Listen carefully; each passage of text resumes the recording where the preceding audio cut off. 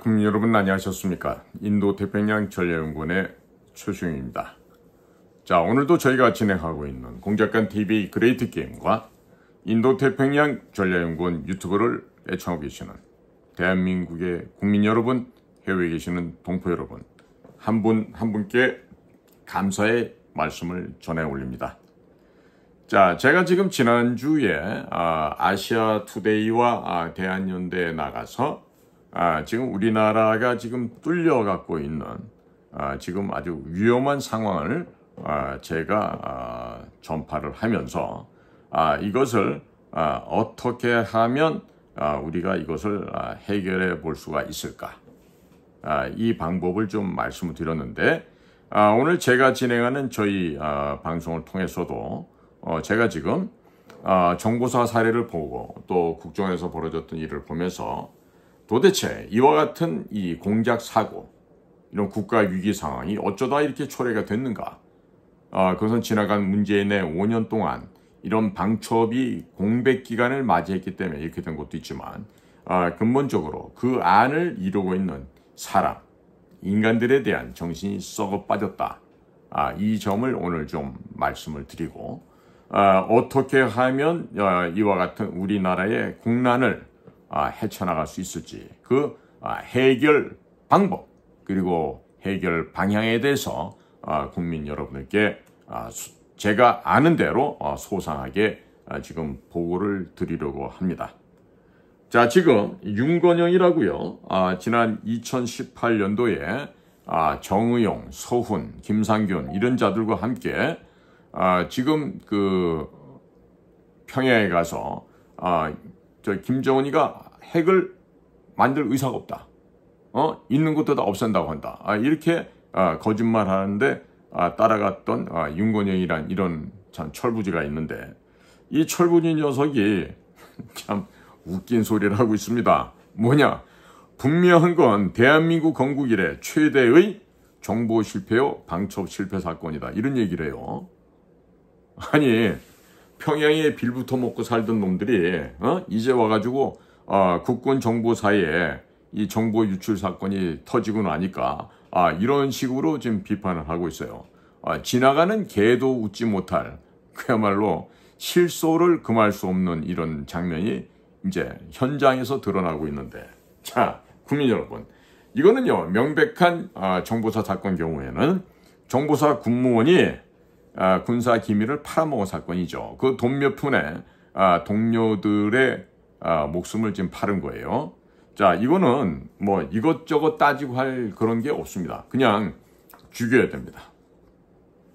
정보기관의 이 서슬퍼런 이 기상과 그리고 그 비밀 조직을 운영하기 위한 단호한 입장에서 국가에서는 이와 같이 내부의 정보를 팔아먹은 자를 극형에 처해서 생물학적인 목숨을 제거해야만 합니다. 그래야만 나라가 바로 설 수가 있습니다. 자, 이 자가 정보사 이 군무원이라는 자는요, 정보사의 핵심을 이루고 있는 그 소위 말하는 소위 이 공작 훈련을 한 사람도 아니요. 그냥 보니까 제가 입수한 바에 따르면 그 한낱 그 뭡니까 부사관 출신에 지나지 않는데, 이런 애들이 지금 우리처럼 극한의 육체가 견딜 수 없을 만큼의 그런 극한의 훈련을 받은 우리 대원도 아니고, 그냥 소위 말해서 무늬만 포장만 우리 정보사 요원으로 들어왔던 애라는 걸로 제가 지금 이해를 하고 있어요. 자, 그렇기 때문에 이런 우리의 정규 비밀 공작 요원도 아닌 이런 자가, 자, 이 정보사 내에서 일을 한 것도 문제지만, 자, 얘가 지금 중국 연길에 갔을 때 중국 아마 안전부 요원으로부터 아마 체포가 됐던 것 같습니다. 그리고 거기서 협박을 받으니까 순순히 굴복을 하고 그들이 요구하는 대로 이제 첩자가 되어버린 거예요. 자, 그런데 국정원에서는 그런 일이 없었겠습니까? 중국에 출장 가서 잡히는 일 비일비재했죠. 그럴 때마다 저는 그 사고가 한참 날 때 직접 돌아가신 우리 최모 선배님하고 걔네들을 구출하기 위해서 갔다가 허망한 출장을 하고 온 그런 경험도 있고, 그리고 이후에도 2인 1조씩 가는데 지금 대략 내 머릿속에 한 5번 사고가 났던 것 같은데, 그때마다 내가 그 출장 가는 사람들한테 여보시오, 지금 가지 마. 우회하고 이미 연락을 많이 취했을 테니까 가지 마. 얘기를 하는데, 그때마다 우리 동료들은, 야, 내가 얼마나 뛰어난 사람인데, 야, 최수영, 너까지 꽤 뭘 한다고 나한테 가지 말라 그러냐고. 그러고 가서 바로 그 다음날 다 잡힙니다. 잡혀갖고요, 몇 대 좁혀잖아요. 그러면 우리 내부 사정을 다 또 토로를 합니다. 국장부터 시작해서 보직에 있는 새끼들 누구누구 앉아있고 이름 다 얘기하고, 또 뭐 각 팀엔 또 지 아들인데 또 다 얘기하고, 이렇게 함으로써 내부 사정이 중국 안전부에서는 훤하게 알 수 있게끔 그렇게 다들 고백을 하고 옵니다. 근데 희한한 거는요, 그렇게 잡혀서 우리 내부 조직을 다 발설하고 그들에게 다 고자질했던 그런 놈들이 대부분 다 1급, 2급까지 승진을 해요. 희한한 사회죠. 제가 이제 나이 먹고 이렇게 되돌아서 보니까 걔네들이 이제 다 불고 나서 아마 중국 애들이 그 회유하고 돈도 주고 하면서 계속해서 남아서 일하고 진급까지 해서 최고위직까지 올라가라, 아마 이런 식으로 아마 다독거렸을 것 같아요. 그러니까 갔다 와서 뭐 해외 파견 간 놈들도 있어. 일본 쪽도 가고 뭐 어디도 가고 뭐 이런 식으로 가. 과연 그게 올바른 건가? 그리고 그것을 왜 막지 못했는가? 이런 상황이 생기는 것이죠. 자, 그래서 지금 비단 정보사에서만 정보 유출이 난 게 아니라 사실 국정원이 더 먼저 있었습니다. 그것은 지난 2017년 박근혜 대통령께서 불법으로 탄핵을 당하시고 그리고 감옥에 가신 이후에 문재인이가 대통령 권좌를 찬탈을 했고, 그리고 문재인에 의해서 임명된 서훈이란 자가 국정원장이 되면서 국정원 발전개혁 TF라는 걸 만듭니다. 그리고 그 TF장으로는 성공회대 교수로 있던 정해구라고 북한을 자기의 고향으로 생각하는 그런 사람이 거기에 대장으로 오게 됩니다. 그리고 그 밑에는 민변 출신의 변호사들, 시민단체 변호사들, 간부들 뭐 이런 자들이 들어와서 국정원 비밀 서버를 열어 제끼게 됩니다. 그들이 그러한 일을 하도록 옆에서 친절하게 안내하고 이를 도와줬던 국정원 출신의 국장급들이 있는데, 이 더러운 놈들이 전부 다 그 일을 도와주고 나서 차장도 하고 외국에 대사도 나가고 이런 빌어먹을 직을 지들끼리 서로 나눠 먹고 이렇게 양심 없는 짓을 하면서 조국과 조직을 팔아먹었습니다. 자, 뭐 때리는 시어머니보다 말리는 시누이가 더 있다는 말이 있듯이 이 외부에서 이런 간첩보다 못한 자들이 들어와서 우리 내부 조직을 파헤치고 뜯어가는데, 거기를 동조해서 도움을 줬던 이 파렴치한 인간 쓰레기들이야말로 정말로 우리가 정말 제거를 해야 될 놈들이에요. 어떻게 제거를 해? 북한처럼 해야지. 고사포총으로. 그러지 않겠어요? 자, 국민 여러분, 여기에 말입니다. 여기에 덧붙여서 지나간 과거의 비밀 기록을 해치다 보니까 특히나 우리 국정원에서 열심히 일했던 우리 동료 직원들이요, 몇백 명이 불려와서 조사를 받았는지 모르고 그 가운데 200여 명은 구속 기소돼서 감방 생활을 하기도 합니다. 그리고 기가 막힌 거는, 물론 그 가운데는 평상시에 아첨하고 아양 떨고 교원 영책을 통해서 뭐 국장까지 가고 차장까지 갔던 그런 자들도 있죠. 그러나 그들과는 달리 현장에서 묵묵히 일했던 우리 요원들이 억울하게 감옥살이를 하고 연금을 뺏기고 지금 경제적으로도 힘들게 살고 있는 사람들이 한둘이 아닌 것입니다. 자, 국민 여러분, 자, 이런 일들이 벌어지고 있는데, 얼마 전에는 MBN에서 국정원의 최고위직 간부가 무슨 뭐 공금을 횡령해서 뭐 국내외에 부동산을 취득해 놓은 곳이 있다, 뭐 이런 얘기가 나오고, 또 이와 관련해서 뭐 감찰 조사를 진행 중이다, 이런 정말 해괴망측한 얘기들이 특히나 MBN을 통해서 이런 얘기가 나왔습니다. 또 정보사에 이번에 잡힌 녀석은 40여 차례 요청을 해가지고 4억 원 정도를 요구했는데 그 4억 원을 다 받은 것도 아니고 고작 1억 6천 얼마를 받았는데 사실 이건 저는 거짓말이라고 생각해요. 이놈이 더 많이 받았을 거예요. 그러나 이 금액도 지금 속이고 있다. 저는 이렇게 보고 있습니다. 자, 왜 그러냐? 제가 제시하는 해결 방법을 들어보시면 제 말에 수긍을 하실 수 있습니다. 자, 이런 식의 지금 언론을 통해서 모든 게 공론이 돼버렸어요. 국정원도 그렇고 정보사도 그렇고. 정보사는 그동안 몇 달 조사를 했다고 그러는데 이 국방위원회 소속은 김민서이가 입을 열고 떠드는 바람에 이 일이 만천하에 공개가 돼버린 것이죠. 이 얘기는 뭐냐면 관련된 지들 친구들, 소위 간첩 세력들, 북한의 끈앞풀들에게 야 지금 이렇게 조사 후생 빨리 도망가, 이거를 공개적으로 알려주기 위해서 김민서이가 이런 일을 했다고 보여집니다. 자, 이미 사건은 발생했습니다. 다 문을 엎질러졌어요. 자, 그러면 주소 담든지 바꾸든지 고치든지 해야 될 거 아니겠습니까? 자, 그렇다면 이거를 어떻게 고칠지 제가 방법을 제시를 하겠습니다. 자, 1단계입니다.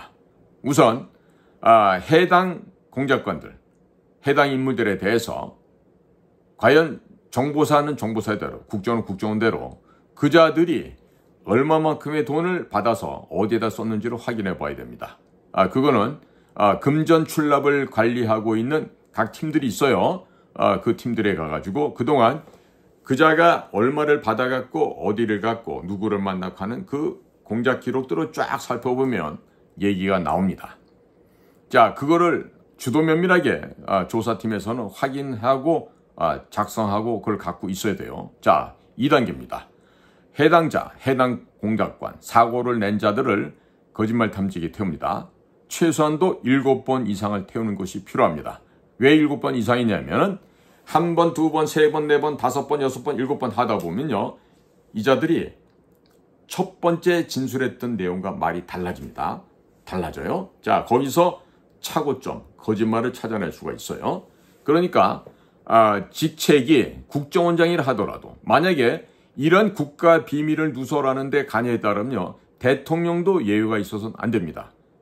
그까짓 건 무슨 국정원장, 국정원차장 이따위게 그 무슨 직책이에요 그게? 그런 것들이라 하더라도 그대로 거짓말 탐지기를 태워야 됩니다. 자, 거짓말 탐지기를 이렇게 하다 보면은 거짓말이 탄로가 나죠. 자, 그럼 세 번째 뭘 하느냐?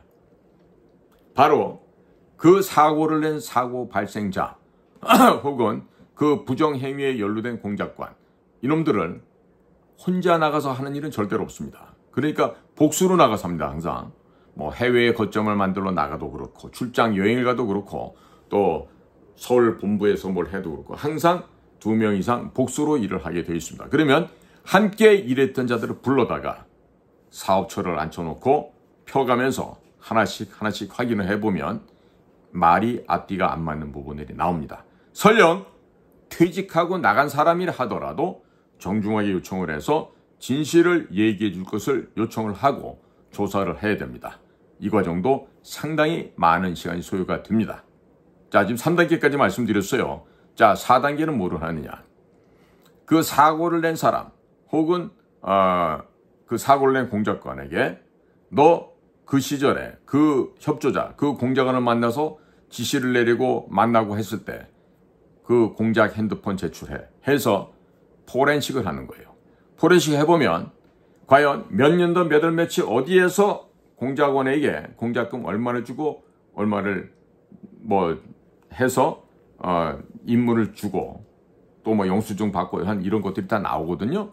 그러니까 전화기를 통해서 네가 지금 작성한 보고서의 날짜와 네 전화기가 정확하게 일치하는지 여부를 조사하면 됩니다. 이것도 시간이 상당히 걸립니다. 그러니까 그 다음에는 뭘 해야 되냐면 그 사업처 안에 공작원이나 협조자에게 준 돈과 그 돈을 받았다고 하는 공작원이나 협조자가 작성한 영수증이 있어요. 자필 영수증. 그러면 그 영수증의 필적을 대조를 해야 돼요. 다 나오게 돼 있습니다. 다 나오게 돼 있어요. 제가 왜 이런 걸 아냐? 과거 저희 공장 안에서 이러한 소위 공작금을 띄어먹는 이런 파렴치한 도둑놈 사건들이 있었습니다. 제가 목격한 게 2건이나 있는데, 그렇기 때문에 이렇게 제가 지금 말씀드린 대로 1단계, 2단계, 3단계, 4단계, 5단계 이렇게 조사를 하잖아요. 100일 드러나게 돼 있어요. 그리고 이 조사를 할 때는 현직의 그 대상자가 계급이 뭐든지 상관없어요. 설령 국정원 같은 경우에 국정원장이라 하더라도 당신 내려와. 조사해야 되니까. 거짓말 탐지기 타. 차장? 그까짓 게 뭐라고. 국장? 걔가 뭐라고. 태우는 거야. 거짓말 탐지기. 소위 허탐기라고도 하죠. 보통 이거를 한 7회 이상 태우게 되면요. 다 드러납니다. 다 드러납니다. 그런데 제가 지금 뭘 받았냐면요. 저런 걸 봤어요. 그 기독교 방송인가요?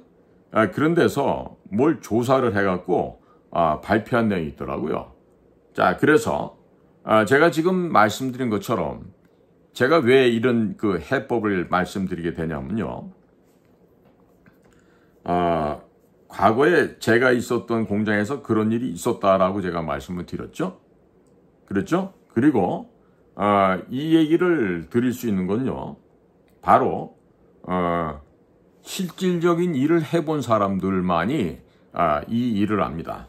그런데 지금 보니까 지금 바로 이제 9월 6일 날 아침에 나온 걸로 해서 CBS 박재홍의 한판 승부, CBS 라디오에서 지금 나온 이야기 같습니다. 그런데 여기를 보면은 사실 저도 듣도 보도 못한 얘기들이 여기 막 나옵니다. 여기 나오면서 일단 큼직큼직하게 해놓은 거는 최근 국정원의 횡령 논란의 본질은 횡령이 아니라 공작 사고였다. 그리고 내부 알력이 싸움이 현재 진행 중이다. 그 다음에 블랙이온 출신의 홍장원 국정원 1차장, 그 사람이 부동산을 구입을 했는데 그 이후에 먹튀를 당했다. 이런 얘기를 하고 있어요. 그 다음에 조태용 국정원장과 내부 실세들 사이에 알력 싸움이 지금 심각한 상황이다. 그 다음에 김승연 국정원장 특보와 홍장원 1차장 등이 현재 국정원의 실세다. 좀 맞지 않는 부분인 게 이런 것들이. 그 다음에 대부 공작관 출신들이 바로 외교관 출신인 조태용 원장을 지금 흔들고 있다. 이런 얘기들이에요. 그래서 이런 그 특이한 얘기가 CBS 박재홍의 한판 승부에 나왔길래 이걸 제가 좀 이렇게 좀 봤어요. 보니까 박재홍 아나운서가 진행을 하고 패널로 김웅 전 국민의힘 의원과 또 대담하는데 김규환이라고 CBS 논설위원이 나와서 지금 대담을 하는 이런 프로였습니다. 이걸 좀 보니까 이 김규환이란 분이 아마 국정원 내부를 잘 아시는 분 같아요. 그래서 시청자님이 국정원 내용을 갖다가 준비했다 이런 식의 늘 애청자들이 있는 모양이죠. 그렇다 그러면서 김규환 씨가 지금 하는 얘기가 국정원 안에서 벌어졌던 이야기들, 이런 얘기들을 지금 아주 상세하게 전개를 하고 있는데 좀 맞지 않는 부분들이 있어서 제가 좀 시정을 좀 해드리려고 합니다. 뭐냐면요, 이런 얘기를 해요. 중간에 8월 22일인가요? 모 언론의 국정원 고위 간부가 공작금을 횡령한 정황이 있어서 특별 감찰을 했다라고 이렇게 보도가 됐어요. 그리고 나서 4일 뒤에 국회 정무위원회에서 의원들이 물어봤죠. 국정원에는 횡령 유용 사실이 없다. 이렇게 얘기를 했어요. 제가 취재를 해보니까 속단을 할 수는 없지만 제가 취재한 걸로는 횡령이 아닌 것 같습니다. 그러니까 박정화 진행자가 횡령이 아니다? 그랬더니 김규환은 공작사고라고 얘기를 하면서 뭐냐면 일단 이 고위 간부가 누구인지 아셔야 될 거 아니에요. 그러면서 누구냐면은 홍장원 국정원 1차장입니다. 이렇게 하면서 홍장원 국정원 1차장이 그 사건의 해당자라고 얘기를 좀 하고 있어요. 그러니까 실명이 처음 나오는 거죠. 그랬더니 당연히 처음 나오죠. 김규환이가 당당합니다. 이제 홍장훈 1차장은 해외 대북 정보 분석을 하는 업무이죠. 그러니까 박정희 1차장이면 국정원장 바로 아래인데 그렇죠. 바로 넘버 2라는 얘기 아닙니까? 이렇게 얘기를 하면서 넘어갑니다. 자, 그러면서 2차장은 대공수사를 하는 사람이고 3차장은 대북 공작을 하는 사람인데 결론부터 얘기하면은 조태용 국정원장과 홍장훈 1차장을 중심으로 하는 대북 공작국 출신의 실세 그룹들 간에 빚어진 알력에서 빚어진 투서에서 빚어진 사건입니다. 그래서 대북 공작금을 횡령해서 이분이 국내외 부동산을 구입했다는 내용의 투서가 들어왔습니다. 그러니까 그게 바로 이제 MBN 보도였다고 이렇게 얘기를 합니다. 자, 그래서 그게 MBN의 보도였는데 여기까지가 내용이 다라고 얘기하면서 그래서 자기가 알아봤더니 횡령이라기보다는 대북 공작금 사고다. 그리고 홍장훈 1차장이 어떤 사람인지 설명을 해야 된다 그러면서 대북 공작 전문 블랙요원 출신이라고 그래요. 뭐 4급 블랙요원으로 이명박 정부 말기에 중국으로 파견을 나갔고 파견 나가서 한 3, 4년 정도 활동했는데 대북 공작 활동하기 위해서는 거점이 필요하고 그래서 부동산 2개를 구입을 했다. 하나는 굉장히 사이즈가 큰 거고 하나는 작은데 주택급이었다. 그리고 큰 거는 한 700만 달러 정도에 이르는 조대급, 떼아위타이급은 아니지만은 그에 준하는 아주 상당히 크기가 있는 대형 주택이었고 이제 블랙요원으로 한참 활동하고 있는데 갑자기 국내로 인사 발령이 나요. 왜냐하면 이병기 국정원장이 취임을 하면서 이 홍장훈을 의전비서로 불렀기 때문이라고 설명을 합니다. 그런데 이병기 원장하고 어떤 인연이냐면 이병기 원장이 대통령 비서실장도 했었지만 국정원에서 차장을 한 적이 있고 이때 보좌관으로 한 인연이 있고 이분이 오랜만에 국정원으로 돌아가니까 조직을 좀 알아야 되니까 이 홍장훈 의전비서를 부른 거예요. 중국에서 활동하고 있던 분을. 그러면서 이것은 굉장히 황당한 일이라고 또 얘기를 합니다.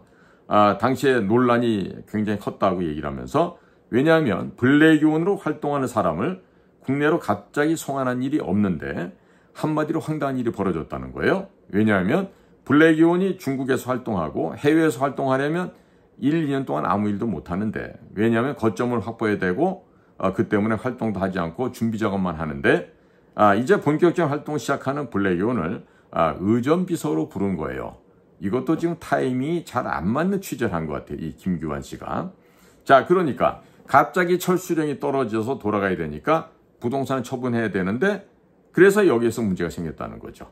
그리고 이 부동산을 구입할 때 블랙이다 보니까 자기 이름으로 구입할 수가 없으니까 재미교포인 자기 친구 이름으로 이거를 구입을 했다 그래요. 그리고 구입을 했는데 급하게 철수하니까 이 친구가 다른 마음을 먹은 것이고 그 친구가 이거 내 거다 하고 쉽게 말해서 다른 마음을 먹고 자기 소유라고 주장하면서 먹고 튀어버린 거다 이런 얘기를 하고 있습니다. 자, 쉽게 얘기해서 먹튀를 했다 이거죠. 그러니까 블랙이니까 어떻게 대응도 못하고 중국이 어디냐 하면 이 김규환 씨가 안 밝히려고 했는데 가급적이면 관련된 분의 직책이나 실명들이 가급적이면 최소화해서 얘기한다 그러면서 관련돼서 밝혀야 될 부분을 밝혀요 하면서 홍콩이라고 지금 얘기를 하고 있습니다. 그러니까 이 700만 불이라 그러면 홍콩에서는 가능한 얘기죠. 워낙에 주택 가격이 비싸니까. 자, 그런데 자, 여기 보시면 이병기 씨가 국정원장을 취임했다는 건 언제예요? 바로 박근혜 정부 때예요. 2014년 뭐 그쯤 어떻게 되겠죠? 아니면 그 전이 될 수도 있고. 자, 3년, 4년, 5년 그쯤 어딜 거예요. 자, 그러면 이병기 씨는 왜 홍장훈이라는 애를 불렀을까요? 이 둘 사이에는 과거 김영삼 정부 시절에 이병기 씨가 노태우 대통령의 가방모찌로 늘 다녔었죠.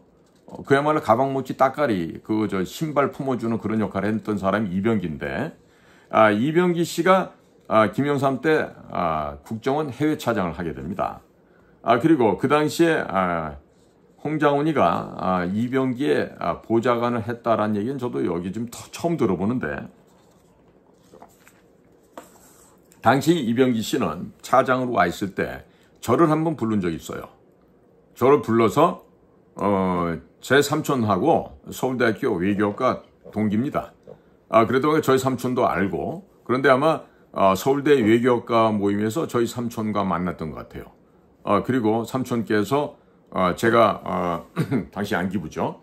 안기부에 근무를 하고 있다니까 이제 저를 찾아서 불러 올린 겁니다. 그래서 제가 방문했더니 첫마디가, 너는 자식아, 내가 네 학교 선배인 것도 알고 네 삼촌하고 친구인 거 알면서 나를 안 찾아오느냐 하면서 대뜸 나무라시더라고. 그래서 제가 첫마디가 그랬죠. 그러시냐고. 근데 그게 왜 중요합니까? 지금 차장께서는 지금 우리들만큼 사격을 많이 해보시나요? 공수훈련은 받아보셨습니까? 공업보트 IBS 메고 뻘밭에서 해안 침투 훈련이라는 그 정말 목숨을 담보라는 그런 훈련을 해본 적이 있느냐고? 그러면서 제가 우리랑 같이 땀 흘리지 않은 사람은 우리는 선배라고 생각 안 합니다 그랬죠. 당연히 그래야 되는 거 아닙니까? 그러니까 당시도 보면 이병기 씨는 차장으로 있으면서 빨대가 필요했던 것 같아요. 자기에게 내부 정황을 물어다주는 그런 쥐새끼가 필요했던 거죠. 그러나 제가 누굽니까? 경주 최가 관가정파의 후손입니다. 최치원 할아버지가 저희 조상이기도 하고, 저는 그런 데 가가지고 쥐새끼 역할을 할 만한 인물이 못 돼요. 왜? 아니, 국정원의 정규 공채 과정으로 들어와서 해야 될 사명과 임무가 있는데 왜 외부에서 날라온 차장 밑에 들어가서 비굴하게 왜 머리를 조아려야 됩니까? 하등에 그럴 이유가 없지 않습니까? 저는 당시 이병기 씨가 그런 얘기를 해도 하나도 쫄지 않죠. 왜? 아니, 날라 들어온 게 지가 뭐라고. 차장이 뭐 이렇게 대소라고. 아니, 내 친구 아버지 이상구 씨라 그랬으면 내가 그 앞에서 고개를 숙였을 거야. 아버님, 견마지로 다 하겠습니다. 하겠지. 왜?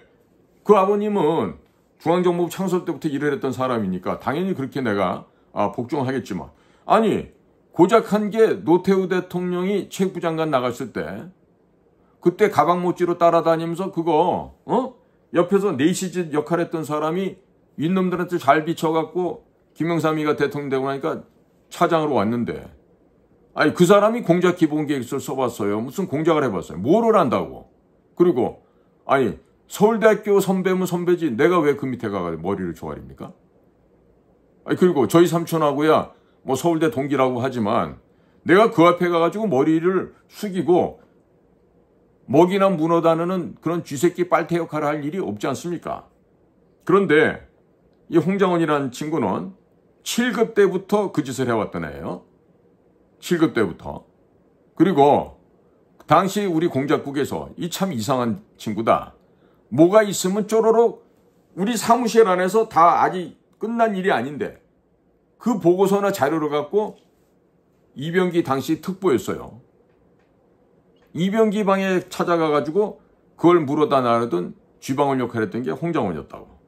그러니까 얘는 지금 우리처럼 정규과정 공채시험 봤으면 못 오래야.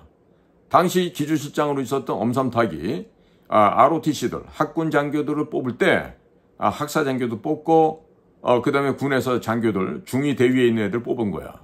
그러니까 얘네들은 거의 무시험으로 들어온 애들이야. 그러니까 홍장원이도 우리처럼 공채 정규과정 시험 봤으면 택도 없지. 어떻게 붙어요? ROTC 학군 장교 학사 장교 뽑을 때 그냥 어중이 떠중이 와가지고 묻어 들어온 케이스야. 그러니까 무슨 제대로 능력이나 실력을 검증해서 들어온 애들이 아니라고. 소위 말해서 특채라고도 할 수 있고 모두 아닌 기본과정에 불과한 애들이라고.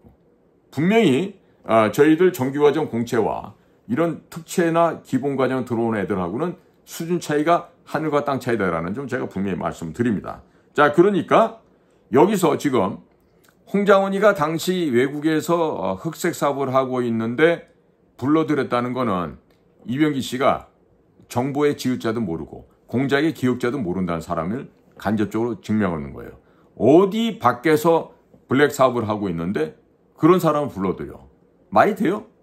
지편하자고? 이거는 난 놓고 기억자도 모르는 아주 무식한 짓에 지나지 않습니다. 자, 그러니까 이 CBS 김규환 기자 이분이 하는 얘기가 상당 부분 맞는 것도 있고 제가 지금 듣지 못했던 이런 홍콩 얘기라든지 뭐 700만 불에 해당하는 집, 뭐 먹튀를 했다, 뭐 이런 얘기를 하고 있는데 전혀 외부에 안 알려진 건데 이거 좀 누가 알려주겠어? 내부에 누군가가 알려줬을 거 아니야. 내부에서. 그럼 내부에서 알려준 거는 비밀누설 아닌가요? 이런 기자애들한테 얘기를 하는 거는 이런 걸 잡아서 족쳐야 되는 거 아니야? 국정원은?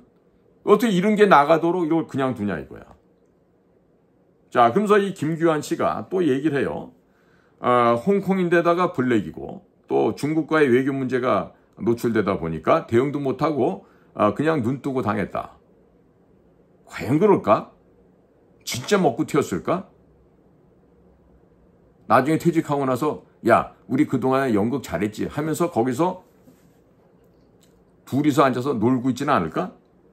자, 그런데 대북 공작 거점을 확보하려면 안전장치를 만들어 놓고 했어야 하는데 이걸 못하고 그냥 눈 뜨고 당했다 그래요. 자, 홍장원이가 블랙으로 나가서 일을 했다라면 홍장이 혼자 나갔나? 거기에 최소한도 2명, 3명은 따라 나갔을 걸로 아는데 그러면 제3자 명의로 해서 취득해서 국정원 자산으로 해놓을 수 있겠죠. 왜 냈어 근데? 꼭 홍장원 이름으로만 해야 되나? 거기에는 돈 불출 관리하고 있는 재정 담당하는 친구도 있었을 거고 공작 보조 업무를 하고 있는 친구들도 복수로 있었을 텐데 자, 걔네들은 뭐 허수아비야? 왜 이걸 갖다가 제3자 명의로 부동산을 취득해야 되냐 이거야.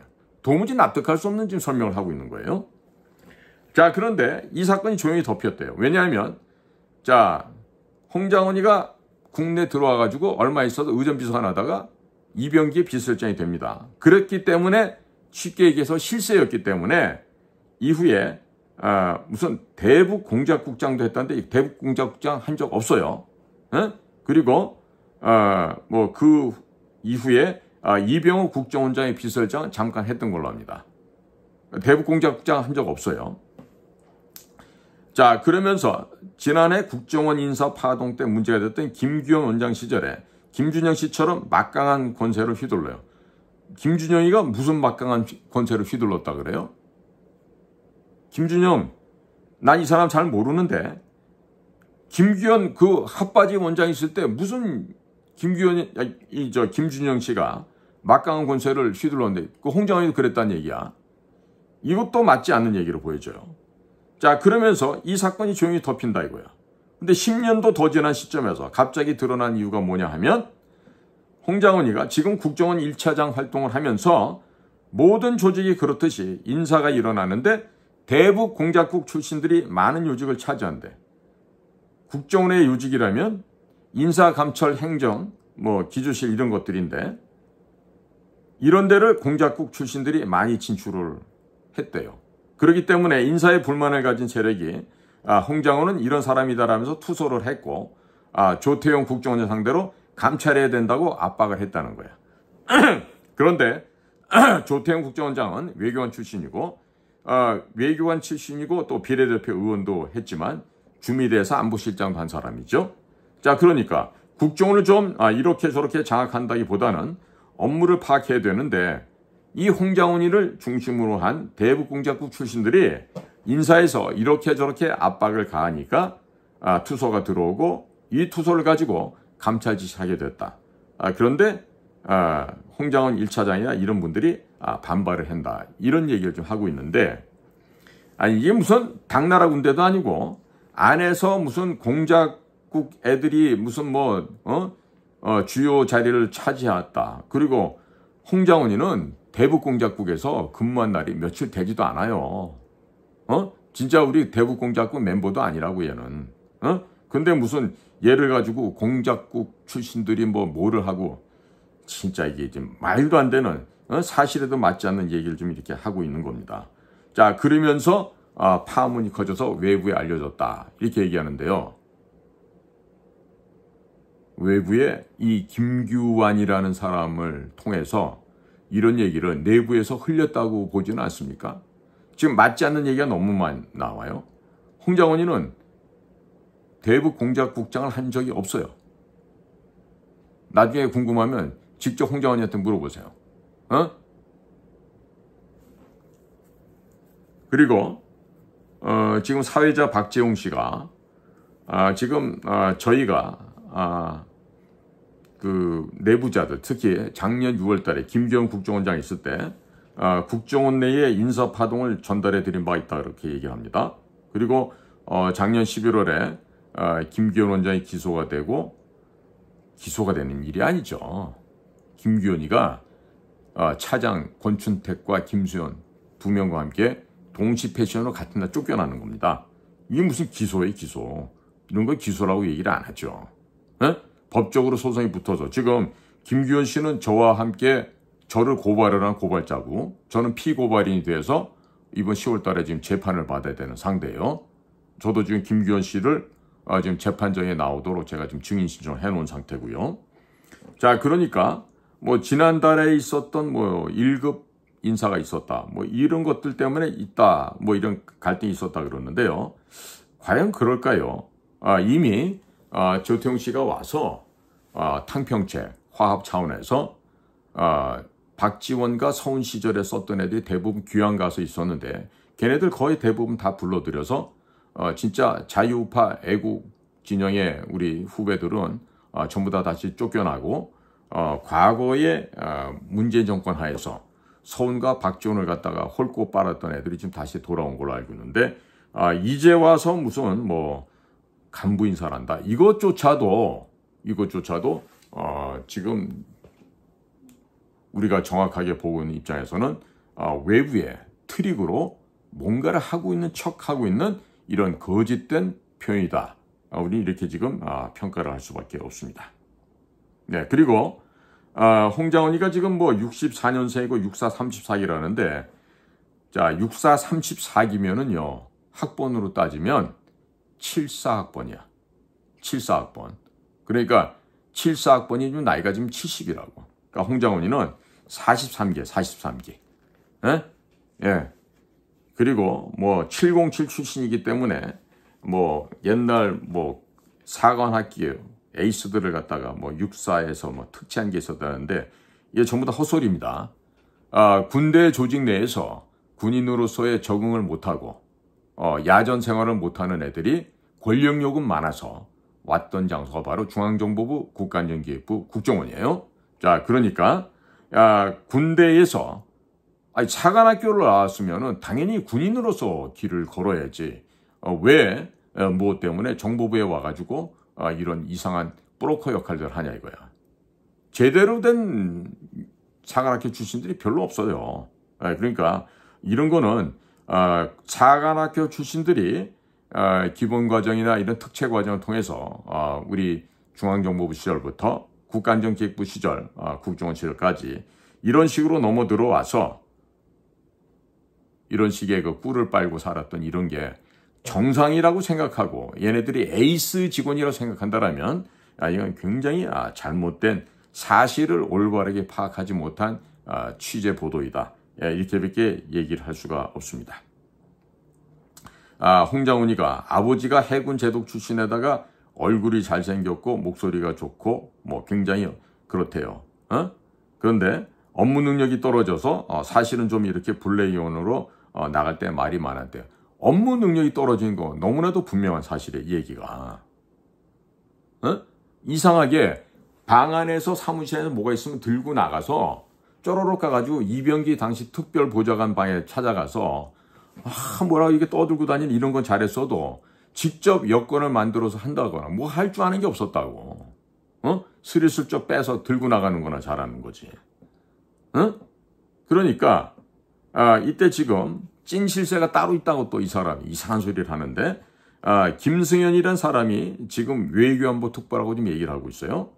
그런데 김승현 씨는요, 지금 국방부장관에 임명된 김영현 씨하고 64 38기 동기생이에요. 대학교 학번을 치면 7, 8학번이고 이미 나이가 만 65세가 넘었기 때문에 작년 연말 국정원 특별보좌관 특보 자리에 있다가 이미 퇴직을 한 사람이에요. 그런데 지금 이 김승현이가 지금 국방장관 김영현 씨하고 64 동기생이다 보니까 지금까지도 무슨 외교안보 특보를 하고 있다라고 이렇게 얘기를 하고 있는데, 그렇지 않습니다. 이거 다시 한번 조사해 보면 김승현은 이미 특보 자리에서 물러나서 지금 집에 가 있는 것으로 알고 있어요. 물론 김승현 씨가 국정원장이 먼저 되고 싶어 했겠지. 그리고 그 다음 국정원장으로 홍장원이에게 물려주려고 했겠지. 이 모든 것은 자기들 내부적으로 아마 조율을 했겠지만 그게 그렇게 세상 일이 안 되는 거예요. 예. 자, 지금 김승현 씨는 최종욱 전 차장과 함께 김대중 자금을 조사했던 걸로 해서 국내 정치에 관여했다 뭐 이런 것이 또 괘씸죄가 되어서 빵살이를 하고 나왔던 그런 사람들입니다. 그리고 뭐 유신 사무관으로 해서 대위로 국정원에 들어왔는데 후배들에게 굉장히 인정받고 존경받는 레전드 같은 인물이라 그랬는데요. 사실은 그와 정반대입니다. 이 사람도 우리 대북공작국에서 무슨 뭐 일을 많이 한 게 아니라 수시로 책상은 대북공작국에서 걸쳐놔도 뭐 LA를 간다든지 뭐 리비아를 갔다 온다든지 이런 식으로 해외를 많이 전전했던 사람이야. 그러니까 해외에 나가서 외교관 임내 하고 다니는 그런 외교관 생활을 즐겼던 사람이지 아마 대북공작국 안에서는 사업 인가를 제대로 받은 거는 한 건이나 있을까 말까 할 거예요. 그러니까 무슨 지금 후배들한테 굉장히 인정받고 존경받는 전설이다. 이 얘기는요. 우리 백호 형님한테 난 이런 얘기를 붙일 수 있어. 그런데 김승현 씨 같은 사람한테는 이런 말을 레전드? 어디다 대고 레전드란 얘기 있습니까? 절대로 그런 말을 해서는 안 됩니다. 그런데다가 말도 많고 탈도 많았던 이명박 시절에 원세훈이라는 자가 국정원장을 와 있었는데 그 원세훈의 비서실장을 하고 그 사모님의 해외 순차, 해외 세계 일주여행, 일명 여왕님의 행차라고 하는 퀸스 로드를 개척한 사람이 바로 이 김승현이라는 얘기가 더 많습니다. 더 많아요. 그러다 보니까 이 지금 김규환이라는 CBS 기자는요. 이 사실대로 얘기를 파악한 게 아니라 누군가가 한쪽을 갖다 미화시키는 그런 이야기들을 듣고 와서 이렇게 지금 계속한 어떤 이야기들을 지금 하고 있는 겁니다. 그러니까 홍장원에 대해서 한 얘기들 또 뭐 육사 기수들 뭐 내부적인 평판 이런 것들은 모두 사실과 다른 얘기예요. 그러니까 김승현이란 분은 이미 특보가 아니에요. 이미 나갔고 원세훈이의 비서실장을 했고 이분이야말로 실제로 공작국장을 했습니다마는 옳게 제대로 역할은 못했던 사람이다. 그런 거를 이 CBS 보도가 좀 올바르지 않다. 이런 얘기를 한 겁니다. 사실은 그 특보를 하던 김승현이 먼저 국정원장이 되고 이어서 홍장원이가 차장 갔다가 이게 지금 이어서 김승현의 후임으로 국정원장을 하고 이렇게 해서 육사의 소위 말하는 전통을 잇겠다라는 생각이 있었을 텐데 그만 어떻게 김태효하고 장난이 잘 안 맞았는지 김승현은 특보를 끝으로 나이 정년으로 집에 가버리고 그 밑에 홍장원이가 차장으로 갔고 자 이제는 바야흐로 국정원장이 되기 위한 그 수순을 현재 지금 밟고 있는 거죠. 자 그런데 홍장원이의 배경에 대해서는 또 이 지금 CBS가 바로 김태효 국가안보실 1차장 얘기를 해요. 김태효가 홍장원의 마포고등학교 후배가 됩니다. 그리고 이 둘 사이에는 아주 끔찍한 또 밀착 관계가 있어서 이 관계를 유지해 왔다. 그리고 안보실장에 김성환을 시작해서 조태용, 장호진으로 바뀌고 이번에 신원식으로 바뀌는 동안에도 1차장 김태효는 바뀌지 않은 실세 중의 실세, 실질적인 안보실장이다. 이런 말이 돌고 있죠. 그래서 김태효가 이 홍장원이 뒤를 백업을 해주고 있다. 대통령의 해외 외교 안보를 주물락거리고 있는 김태효와 아주 가깝고 친밀한 실세 중의 실세와 가까운 사이가 바로 홍장원과 김태효다. 이런 얘기를 지금 김규환 씨가 지금 하고 있는 거예요. 믿거나 말거나인데 뭐 실력이 있겠습니까? 네. 자, 그러니까 김태효가 이제 실세라고 얘기하는 이 얘기를 들어보면 이럽니다. 국가안보실장이 계속 바뀔 때도 김태효는 자리를 지켰고 또 작년 여름에 김규현 국정원장 시절에 인사파동이 있을 때도 김태효는 김규현 원장 쪽에 서서 권춘택 1차장과 그리고 김성한 1차장, 무슨 김성한이가 안보실장인데 이게 무슨 또 1차장 그룹입니까? 결국 그분들을 밀어냈다 이런 얘기를 하네요. 즉 김규현과 함께 한 팀이 돼서 권춘택과 김성한을 밀어냈다 이 얘기를 좀 하는 것 같아요. 자, 그리고 연말에 가서는 국정원장 김규현과 차장 권춘택, 김수현 두 사람이 한꺼번에 옷을 벗었죠. 그런데 지금도 외교안보 정책의 실세는 안보실의 김태호 1차장이 실세로 역할을 하고 있다. 이게 지금 마포고등학교 후배고 한간에는 뭐 고등학교 동문이고 선후배 관계인데 서로 뭐 도와준 건 없다. 또 이렇게 또 뭐 취재를 해봤다고 이렇게 연막을 또 치고 있네요. 그리고 김태호가 홍장훈 1차장을 불러서 내 이름 팔고 다니지 마라 이런 경고를 했다는데요. 지나가는 개가 웃을 소리입니다. 이런 건 취재라기보다는 차라리 누구 부탁을 받고 얘기를 합니다라고 얘기하는 게 더 좋을 것 같아요. 그러네요. 그리고 또 이 김승현 씨가 지금 이렇게 주목받는 거는 김영현 국방부 장관 후보자와 육군사관학교 38기 동기생이기 때문에 더 그런 얘기가 좀 돌고 있는 것입니다. 네. 자, 덕분에 김영현 씨가 경호처장을 하면서 국정원 해외 파트 요원들이 대통령 해외 방문 행사가 있을 때마다 경호실에 밥풀떼기 시다바리가 돼서 일을 했었다. 이런 얘기들이 있습니다.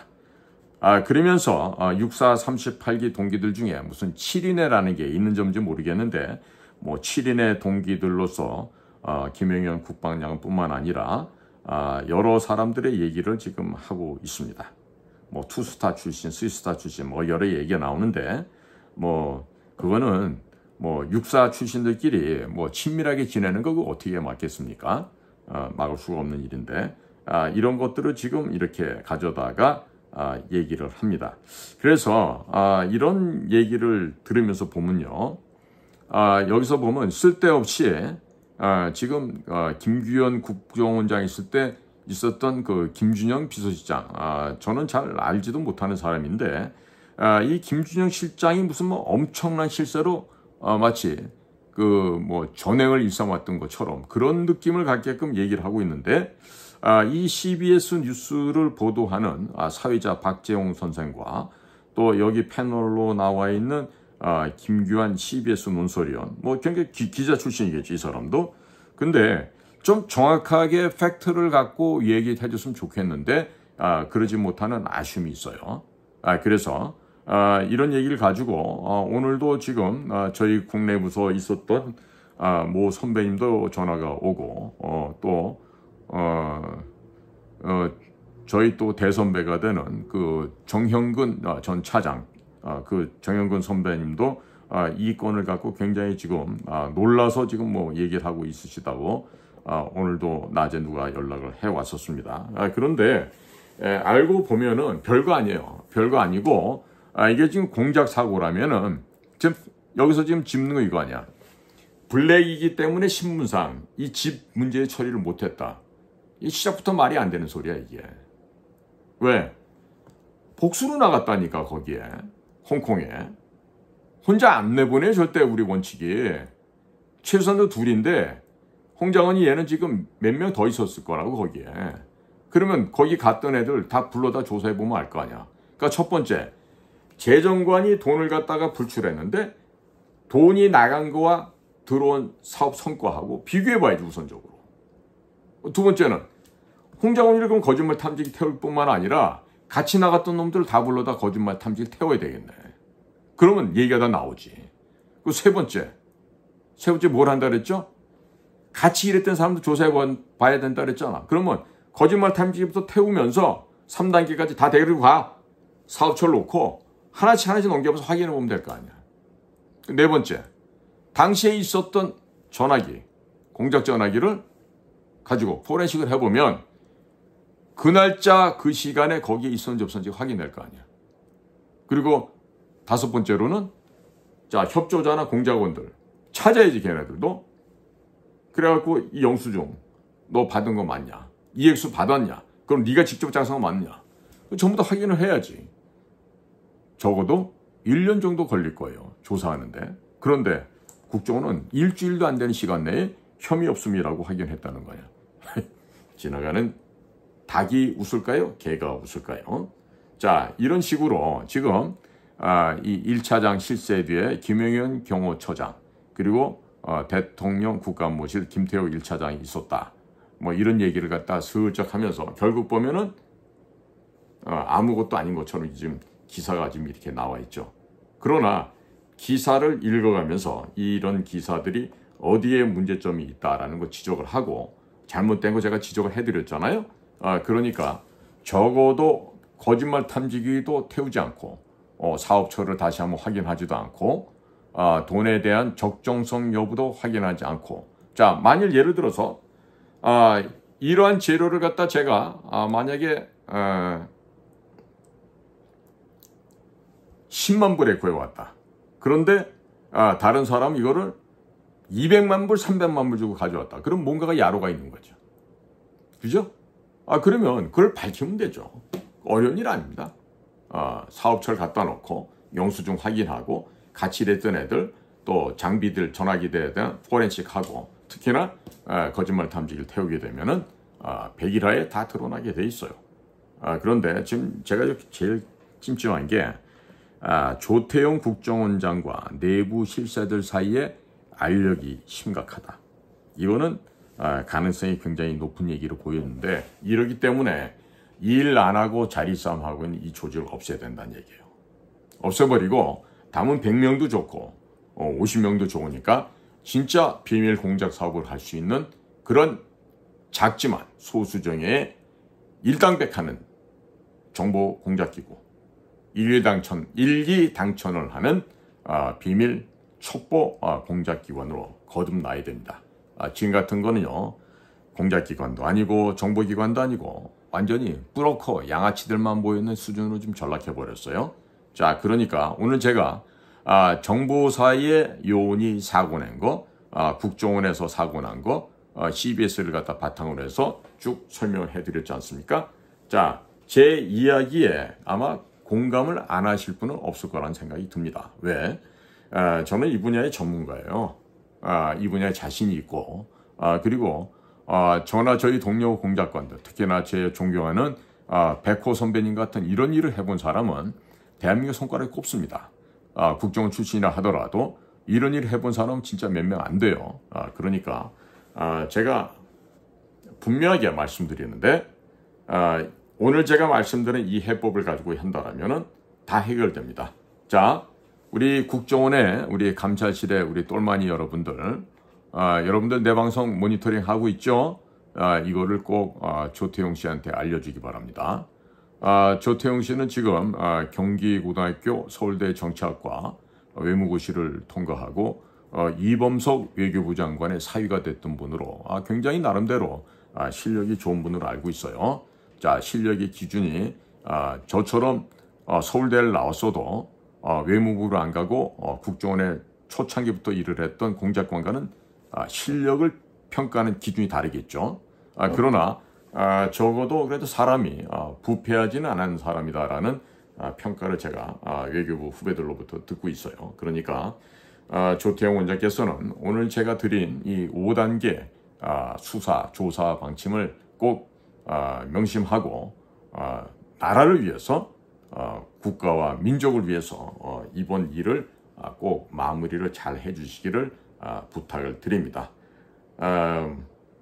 이거는 아무리 우리 조태용 원장님이 저보다 서울대학교 선배도 되시고 저보다 며칠이나 더 살았으니까 더 많은 부분을 아실 수 있겠지만 이 분야에 있어서만큼은 저하고는 비교할 바가 없는 한참 후배라고 생각해요.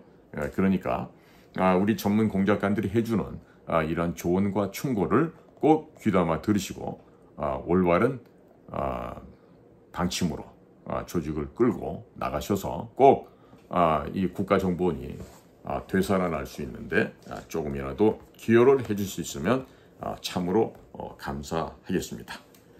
자, 우리 애청자 여러분 그리고 대한민국의 국민 여러분 또 해외 동포 여러분 긴 시간 오늘도 저와 함께 동행해 주셔서 감사를 드립니다. 저는 인도태평양전략연구원의 최수영입니다. 안녕히 계십시오.